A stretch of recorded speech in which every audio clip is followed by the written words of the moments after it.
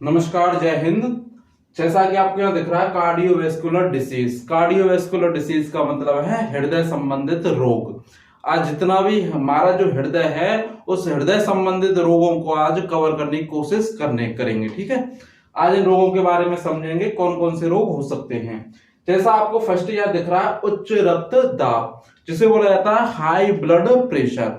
High blood pressure कब होता है, कौन सी कंडीशनों में होता है और इससे हमें क्या क्या हानि हो सकती है, आज इस उच्च रक्तदाब को कंप्लीट समझेंगे। ठीक है, जैसा आपको ये दिख रहा है उच्च रक्तदाब से समझने से पहले हमें ये समझना होगा कि जो रक्तदाब है सामान्य रक्तदाब हमारा कितना होता है। सामान्य रक्तदाब तो यहाँ दिख रहा है आपको सामान्य रक्तदाब। जो सामान्य रक्तदाब होता है वो होता है हमारा 120 और 80, यानी कि 120 और 80 mmHg। mmHg का मतलब है मिलीमीटर मरकरी। ये इसकी यूनिट है, इसमें ही इस ब्लड प्रेशर को माप देंगे इसमें mmHg में। ठीक है, अब 120 क्या होता है, 80 क्या होता है, तो 120 ध्यान रखना, 120 दाब को बोला जाता है सिस्टोलिक दाब। क्या बोलते हैं, सिस्टोलिक दाब। और 80 को बोला जाता है डायस्टोलिक दाब। इस पे भी मैं आऊंगा, ये सिस्टोलिक दाब कब होता है और डायस्टोलिक दाब कब होता है। ठीक है, तो सामान्य रक्तदाब जो हमारे एक स्वस्थ व्यक्ति का जो सामान्य रक्तदाब होता है वो कितना होता है, 120 और 80 mmHg। अगर इन नंबरों से 120 से नीचे और 80 से नीचे आएगा तो उसको बोला जाता है बीपी लो, यानी बीपी डाउन होना। अगर 120 और 80 से जैसे जैसे ऊपर जाएगा तो उस कंडीशन को बोला जाता है बीपी हाई होना। क्या होना, बीपी हाई। और नंबर अगर इन पर शो कर रहे हैं तो क्या होता है, वो सामान्य रक्तदाब। कितना, सामान्य रक्तदाब। ठीक है, तो एक स्वस्थ व्यक्ति का सामान्य रक्तदाब कितना होता है, 120 और 80 mmHg। अब बात आते हैं उच्च रक्तदाब की, यानी blood pressure, high blood pressure की। तो ध्यान रखना उच्च रक्तदाब को बोलते हैं हम हाइपरटेंशन। क्या बोलते हैं, हाइपरटेंशन। ब्लड प्रेशर हाई तो बोला जाता है, इसको क्या बोलते हैं, हाइपरटेंशन। जो ब्लड प्रेशर हाई होता है वो कितने पर माना जाता है, तो ध्यान रखना ये जो नंबर दिख रहे हैं ये वाले 120 140 हो गया, 80 90 हो गया, यानी 120 तो हो गया 140 और 80 हो गया 90। इनसे जस्ट मतलब कौन सा, इन नंबरों से ज्यादा।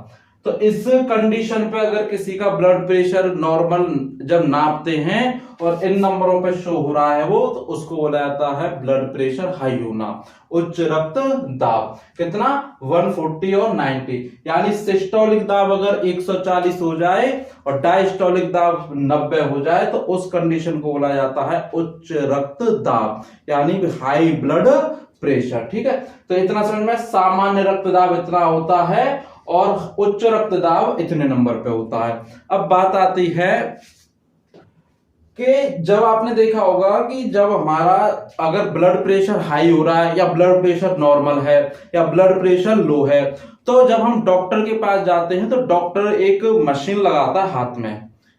उस मशीन से वो क्या करता है, ब्लड प्रेशर को नापते हैं। तो उस मशीन का नाम है स्फिग्मोमैनोमीटर। क्या नाम है, स्फिग्मोमैनोमीटर। ये है रक्तदाब को मापने वाला यंत्र। जिस मशीन का उपयोग करके हमारे रक्त को नापा जाता है उस मशीन का नाम होता है स्फिग्मोमैनोमीटर। इसी की मदद से, इसी की सहायता से हम अपने ब्लड प्रेशर को मतलब पता कर सकते हैं कि हाई है या लो है। अब बात आती है हाई ब्लड प्रेशर। अब इस हाई ब्लड प्रेशर से क्या क्या हमको नुकसान हो सकता है, तो ध्यान रखना हाई ब्लड प्रेशर को साइलेंट किलर भी माना जाता है। इसको क्या कहते हैं, साइलेंट किलर। यानी अगर किसी व्यक्ति का ब्लड प्रेशर बढ़ता ही जा रहा है, बढ़ता ही जा रहा है, बढ़ता ही जा रहा है, तो उस कंडीशन में उस व्यक्ति की क्या हो सकती है, मृत्यु। इसलिए इसको क्या बोलते हैं हम, साइलेंट किलर कहते हैं। दूसरा, अगर किसी व्यक्ति का हाई ब्लड प्रेशर, नहीं ब्लड प्रेशर बढ़ रहा है तो उस कंडीशन में उस व्यक्ति को हार्ट अटैक यानी दिल का दौरा आने की संभावना है, और उस कंडीशन में उस व्यक्ति की किडनी भी खराब हो सकती है। अगर ब्लड प्रेशर को कंट्रोल नहीं किया गया तो उससे क्या हो सकता है, हार्ट अटैक की संभावना, और क्या हो सकता है, किडनी खराब होने की पूर्ति संभावना होती है। ठीक है, ये बता दिया मैंने। 120 यानी 120 दाब को बोला जाता है सिस्टोलिक दाब, और 80 वाले दाब को बोला जाता है डायस्टोलिक दाब। तो मैं मान के चलता हूं कि ये आपको समझ में आया होगा। सामान्य रक्तदाब हमारा इतना होता है, उच्च रक्तदाब हमारा इतना होता है। जिस मशीन से रक्त को मापा जाता है उस मशीन का नाम है स्फिग्मोमैनोमीटर। हाई ब्लड प्रेशर को बोला जाता है साइलेंट किलर, यानी अचानक ये अगर बढ़ता ही गया तो उस कंडीशन में उस व्यक्ति की मृत्यु हो सकती है। इससे क्या क्या हो सकता है, हार्ट अटैक आ सकता है और किडनी खराब हो सकती है। 120 दाब को बोला जाता है सिस्टोलिक दाब, और 80 वाले दाब को बोला जाता है डायस्टोलिक दाब। ठीक, अब हम देखते हैं मेजरली के जो ब्लड प्रेशर है वो ब्लड प्रेशर हाई किन कारणोंवश होता है। तो देखो, जो हमारे हृदय का, जो हृदय तक ब्लड को पहुंचाती है, जो हमारा हृदय है उस हृदय तक जो शुद्ध रक्त पहुंचाती है वो होती है धमनी। धमनी, सिरा और केशिका, 3 नली पाई जाती है हमारी बॉडी के अंदर, जिनमें से जो धमनी होती है उन धमनियों का कार्य होता है हमारे हृदय तक शुद्ध रक्त को पहुंचाना। ध्यान से सुनना, हमारे हृदय तक शुद्ध रक्त कौन पहुंचाती है, धमनी। अब जो धमनी होती है ये धमनी बहुत पतली होती है, बहुत पतली, ये सब लेयर है एक तरीके बहुत पतली पतली। अगर मैं इसका स्ट्रक्चर देखूं इस धमनी का, तो देखो ये है धमनी। इस धमनी की 3 लेयर होती हैं, 3 लेयर धमनी की भी हैं, सिरा की भी हैं और केशिका की हैं। तीनों की 3-3 लेयर हैं। तीनों की 3-3 लेयरों को फर्स्ट को बोला जाता है ट्यूनिका एटर्ना। फर्स्ट लेयर को ट्यूनिका एटर्ना, सेकंड लेयर को ट्यूनिका मीडिया, और ऊपर वाले लेयर को बोला जाता है ट्यूनिका एक्सटर्ना। यानी ट्यूनिका अंत है, ट्यूनिका मध्य है और ट्यूनिका बाह्य। 3 परत होती हैं धमनी की। और ये धमनी की जो तीनों परत हैं ये क्या करती हैं, इसको प्रोटेक्शन प्रदान करती हैं। किसको, धमनी को। इस धमनी को प्रोटेक्शन, यानी कि जब इसमें से ब्लड निकलता है तो इस नली को फटने से या इस नली पर दबाव बनाने से कौन रोकता है, ये लेयर रोकते हैं इसको। मान के चलो कि एक, जैसे मैं बताऊं, अगर ये धमनी है, ये वाली धमनी, इस धमनी पे ही लेयर लगी हुई है।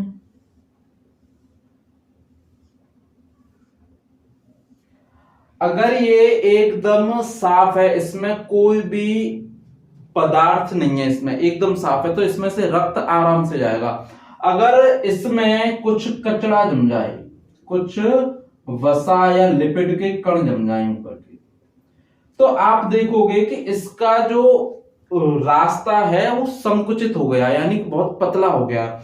इसका मतलब है अगर यहां से ब्लड निकलेगा तो उस ब्लड को पूर्ण रूप से, जो ब्लड जा रहा था उस नलिका में से, अब उसको उतना रास्ता नहीं मिल पा रहा है। उसका रास्ता क्या हो गया, संकुचित हो गया, पतला हो गया रास्ता। इसका मतलब पतला हो गया तो ब्लड पूरी तरीके से फ्लो नहीं करेगा, पूरी तरीके से फ्लो नहीं करेगा। इसका मतलब उस नलिका पे दबाव पड़ेगा। क्या पड़ेगा, नलिका पे दबाव। इसलिए ये धमनी फट नहीं जाए, नलिका फट नहीं जाए, तो ये क्या करती है, ऊपर की लेयर इसको प्रोटेक्शन प्रदान करती है, इसको रोक के रखती हैं। तो ये ध्यान रखना, पहली बात तो जो धमनी होती है यही धमनी कारण बनती है हार्ट अटैक का। हमारे हृदय में जितनी संबंधित बीमारियां हैं उनका मेजरली पार्ट कौन है, धमनी। अगर ये धमनी पे कोई दिक्कत आती है तो हमारे हृदय में एकदम आघात पहुंचता है। क्यों, क्योंकि ये धमनी कार्य करना बंद कर देती है। यही धमनी हमारे हृदय तक शुद्ध रक्त को पहुंचाती है। अगर इसके रास्ते में वसा या लिपिड के कण इस नलिका में थोड़ी थोड़ी मात्रा में जम जाते हैं तो उसका जो रास्ता है ब्लड का वो संकुचित हो जाता है। तो पूर्ण रूप से, पूरी मात्रा में ये धमनी हृदय तक ब्लड को नहीं पहुंचा पाती। इस कारणवश क्या होता है, हृदय को एकदम झटका लगता है, उसी को बोलते हैं हम अटैक आना, उसको भी हम समझेंगे भी। तो ये ध्यान रखना, ये धमनी में जमता क्यों, तो इसके बहुत सारे कारण हैं, जैसे कोलेस्ट्रॉल, बाहरी खाना जो हम खाते हैं जैसे कि पिज्जा है, बर्गर है, समोसे हैं, जिनमें फैट अधिक मात्रा में होता है, उस फैट का हम ज्यादा सेवन करते हैं बाहर की चीजों को खाने में, जिनको बोलते हैं हम प्रोसेस्ड फूड, जिनमें कोलेस्ट्रॉल यानी कि उनमें कोलेस्ट्रॉल ज्यादा मात्रा में होता है। उनसे क्या होता है, लिपिड होती है उनमें, वसा के कण, वो वसा के कण इन धमनियों में थोड़ी मात्रा में एकत्रित हो जाते हैं और इसके जो रास्ता है उसको क्या कर देते हैं, पतला कर देते हैं, संकुचित कर देते हैं, जिस वजह से हमारे हृदय तक शुद्ध रक्त नहीं पहुंच पाता, पूरी मात्रा में रक्त नहीं पहुंच पाता। इससे आगे भी एक रोग है, ये तो मैं बता रहा हूं रक्त के बारे में, उच्च रक्त के बारे में। अब जो आगे मैं इस कंसेप्ट को पढ़ाऊंगा वो है हमारा एंजाइना पेक्टोरिस का कोरोनरी आर्टरी डिसीज, जिसे बोला जाता है CAD, ठीक है, उसको पढ़ेंगे हम। तो समझ में आया, धमनी क्या कार्य करती है, हमारे हृदय को शुद्ध रक्त पहुंचाने का कार्य करती है धमनी, इतना आया समझ में। अब मैंने बताया था कि डायस्टोलिक दाब और सिस्टोलिक दाब, दो तरीके के दाब होते हैं, डायस्टोलिक दाब और सिस्टोलिक दाब। क्योंकि हमारा जो हृदय है वो क्या करता है, पंप की तरह कार्य करता है। पहले तो ये ब्लड को अंदर लेता है और फिर पंप करके छोड़ता है, अंदर लेगा छोड़ेगा, अंदर लेगा छोड़ेगा। कि जब ये रक्त को, जैसे तुमने देखा होगा गाड़ी साफ करने वाले स्पंज आते हैं, स्पंज, तो स्पंज में जब हम पानी भरते हैं तो फूल जाता है एकदम, और जब उसको हम दबाते हैं तो पानी निकलता है। देखे होंगे स्पंज को पानी में डालते हैं तो पानी को अपने अंदर एकत्रित कर लेता है, और जब हम उसको दबाते हैं तो पानी एकदम छोड़ता है वो। तो यही कार्य करता है, जब ये अंदर ब्लड को भरता है तब इसका दाब होता है 80 mmHg। जब इसने ब्लड भरा तब इसका दाब था 80 mmHg, जिसको हमने बोला था डायस्टोलिक दाब। जब ये प्रेशर लगा के छोड़ता है, भरा और फिर ये छोड़ेगा, उस छोड़ने पर क्या पड़ता है, उस पर दबाव पड़ता है, उसको हमने बोला है 120 mmHg, जिसे हमने बोला है सिस्टोलिक दाब। तो बात आई समझ में, डायस्टोलिक दाब कौन सा है, सिस्टोलिक दाब कौन सा है। डायस्टोलिक दाब वो है जब हृदय ब्लड को एकत्रित करता है, वो तो है 80 mmHg डायस्टोलिक दाब। जब वो ब्लड को भरकर और ब्लड को छोड़ता है, एकदम छोड़ेगा, पंप करेगा, तो उस दाब को हमने बोला है सिस्टोलिक दाब 120 mmHg, ठीक है। तो ये इतना क्लियर हुआ। अब बात आते हैं कि भाई ब्लड प्रेशर हाई के कारण क्या हैं, ऐसी कौन सी कंडीशन बन जाती है जिससे कि व्यक्ति का ब्लड प्रेशर हाई हो जाता है। तो उनमें फर्स्ट कंडीशन है विटामिन डी की कमी होना। विटामिन डी का मतलब है, विटामिन डी हमें सूर्य से प्रदान होती है, कौन सी, विटामिन डी, ठीक है। अगर कोई व्यक्ति ज्यादा मात्रा में, या मैं बोलूं अगर कोई व्यक्ति ऐसे क्षेत्र में कार्य कर रहा है या ऐसी जगह पर कार्य कर रहा है वहां सूर्य की किरण उस तक नहीं पहुंच पा रही, वो धूप नहीं ले पा रहा है, तो उस कंडीशन में उस व्यक्ति के अंदर विटामिन डी की मात्रा कम हो जाएगी, और विटामिन डी की मात्रा कम हो जाएगी तो उसका ब्लड प्रेशर हाई हो सकता है। फर्स्ट कंडीशन है ये। दूसरा आता है स्लीप एपनिया।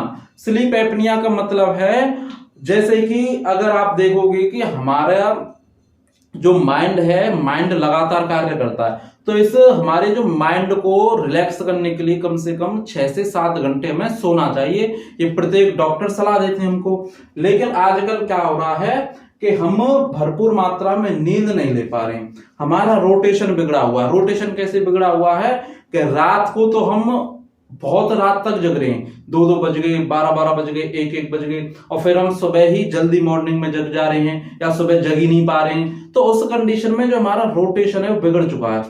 अगर कोई व्यक्ति कम निद्रा लेता है, कम सोता है और अपने दिमाग को रिलैक्स नहीं देता है, उस कंडीशन में भी उस व्यक्ति का ब्लड प्रेशर हाई हो सकता है। ये ध्यान रखना, स्लीप एपनिया। स्लीप एपनिया क्या है, अगर हम कम नींद लेंगे, कम मात्रा लेंगे सोने में, तो उस कंडीशन में स्लीप एपनिया हो सकता है, और स्लीप एपनिया हो गया तो उस कंडीशन में हमारा बीपी हाई हो जाएगा, ठीक है। तीसरी कंडीशन है प्रोसेस्ड फूड। प्रोसेस्ड फूड मैंने बताए थे ऐसे भोज्य पदार्थ जिनमें कोलेस्ट्रॉल की मात्रा यानी वसा की मात्रा अधिक होती है, उनसे क्या होता है, वो हमारी धमनी में एकत्रित हो जाते हैं लिपिड के कण, जिससे क्या हो सकता है, इसका जो रास्ता है वो संकुचित हो जाता है, जिससे हमारे जो हृदय है, हृदय तक पूर्ण रूप से ब्लड नहीं पहुंच पाता। उस कंडीशन में ब्लड हाई यानी बीपी हाई हो सकता है। ठीक है। फोर्थ आता है अकेलापन। अकेलापन का मतलब है भाई जैसे कि कोई ज्यादा डिप्रेशन में है, डिप्रेशन का तनाव में है, अगर कोई मान के चलो कोई घटना ऐसी हो गई है कि वो किसी से बातचीत बंद कर दी है किसी व्यक्ति ने, या किसी ऐसी कंडीशन हो गई है कि वो बिल्कुल ही एकदम कमरे बंद हो गए, अकेलापन हो गया, उसको किसी से बात नहीं करना, हंसना नहीं, खेलना नहीं, तो उससे डिप्रेशन का भी कारण होता है ब्लड प्रेशर का हाई होना। Fourth point. 5 पॉइंट आता है पेन किलर। पेन किलर का मतलब देखा होगा, सिर में दर्द हो गया, पेट में दर्द हो गया, छाती में दर्द हो गया, कहीं पे भी दर्द होता है तो हम पेन किलर लेते हैं। लेकिन पेन किलर एक दवाई होती है जो दर्द को खत्म करती है। अगर उस दवाई का हम ज्यादा मात्रा में सेवन करते हैं, उस दवाई का ज्यादा मात्रा में सेवन करते हैं, तो वो दवाई भी हमारे ब्लड प्रेशर हाई का कारण बन सकती है। तो ये मेजरली 5 पॉइंट हैं ब्लड प्रेशर हाई के, बीपी हाई होने के। ठीक है। तो मैंने ये आपको सिंपल लैंग्वेज में बता दिया है कि बीपी हाई कैसे होता है, सामान्य रक्तदाब हमारा कितना होता है, उच्च रक्तदाब हमारा कितना होता है, कौन सी कंडीशन होता है, 120 हमारा कौन सा दाब है, 80 हमारा कौन सा दाब है, इसको किस यूनिट में मापा जाता है, धमनी हमारी क्या होती है, क्या कार्य करती है, और इसको बीपी हाई होने के क्या कारण हो सकते हैं, ये मैंने बता दिया। ठीक है। अब इसका एक पॉइंट और बच रहा है, वो पॉइंट है कि अधिकतम अगर ब्लड प्रेशर हो जाए अधिकतम, तो उस कंडीशन में क्या होता है, उसको बोलते हैं हेमरेज होना। क्या होना, हेमरेज। इसका मतलब है कि उच्च रक्तदाब मैक्सिमम कितना हो सकता है, मैक्सिमम। तो ध्यान रखना, जब उच्च रक्तदाब 220 और 140 यानी कि डायस्टोलिक दाब यानी कि सिस्टोलिक दाब, फर्स्ट आता है सिस्टोलिक दाब,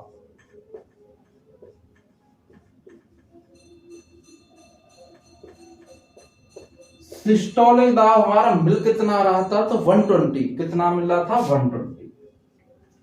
ये 120 से कितना हो जाए, 240, यानी कि जस्ट डबल।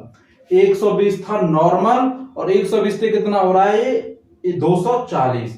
और डायस्टोलिक दाब,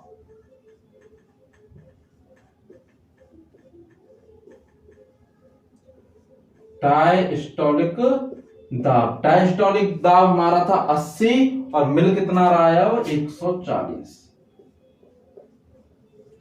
ये कंडीशन बनती है, 120 वाला 240 हो जाए और 80 वाला 140 हो जाए, तो इस कंडीशन को बोला जाता है ब्लड प्रेशर का एकदम उत्कृष्ट, यानी कि एकदम टॉप पर होना।